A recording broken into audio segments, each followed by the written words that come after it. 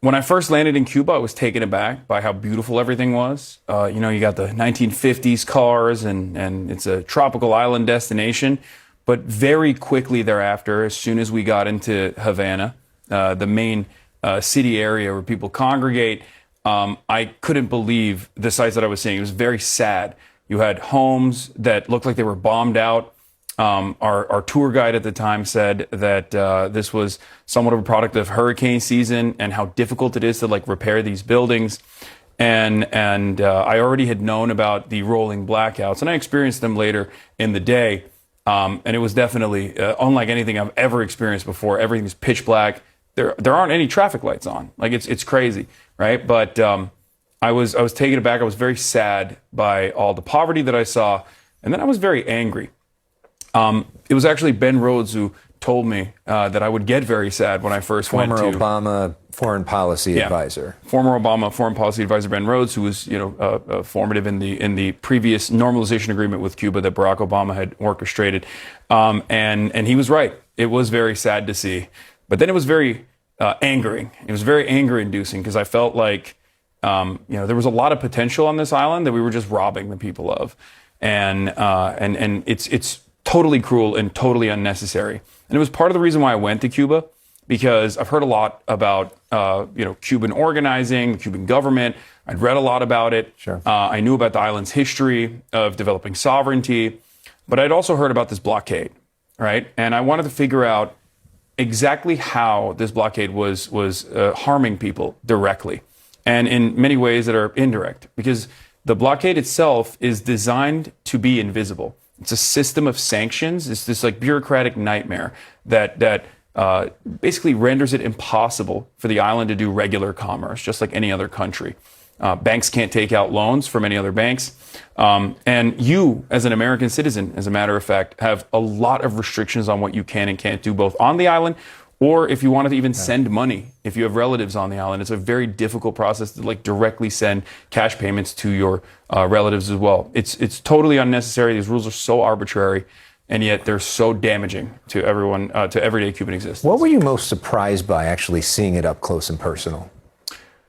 I was surprised by the resilience. I was surprised by the fact that people, in spite of all these struggles, were still surviving, right? They had a relatively chill attitude about everything, which was somewhat shocking to me because I feel like I'm a much more high-intensity person. But I was also really impressed with the accomplishments that they've made in places like biomedical, in the biomedical field. What do you think is, at this point, the biggest need? Because we hear, the New York Times reporting about the fact that the power goes off in the hospitals, and babies are having to, be hand pumped to keep them alive in certain situations. I mean, what do you think is the greatest need? It's oil on the ground? 100%. It's actually totally legal for Cuba to trade with other countries. It's just that America makes it impossible. So what is a necessity is for the grid to come back alive, and for that to happen, they need to need to get oil.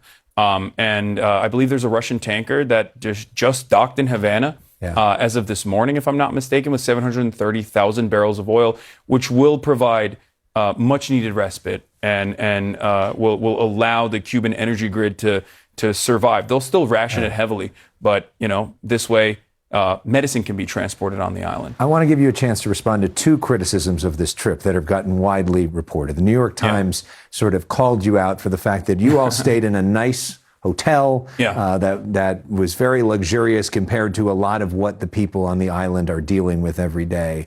What's your response to the allegations of hypocrisy there? Yeah, I thought it was very interesting as well. So we went on a humanitarian aid mission with foreign dignitaries, delegates, advocates, activists, journalists, and the like. It was around 200, 300, 400 people. I'm not exactly sure on the number, but the American government has placed, and this was fascinating to me, we had to get an OFAC clearance from the Treasury Department just to go, right?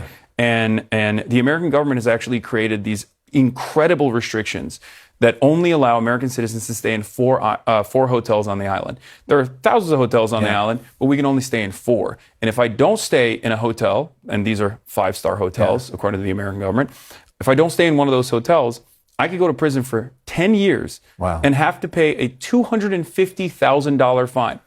Wow. I'm an American citizen. Yeah. It's so totally ridiculous. I've never seen anything like it. And real quickly, there are a lot of people that are watching this, especially places like South Florida, that feel like the regime is repressive, that it's been a terrible regime, that it's killed people, and that what you're doing is propping them up. What do you say to that?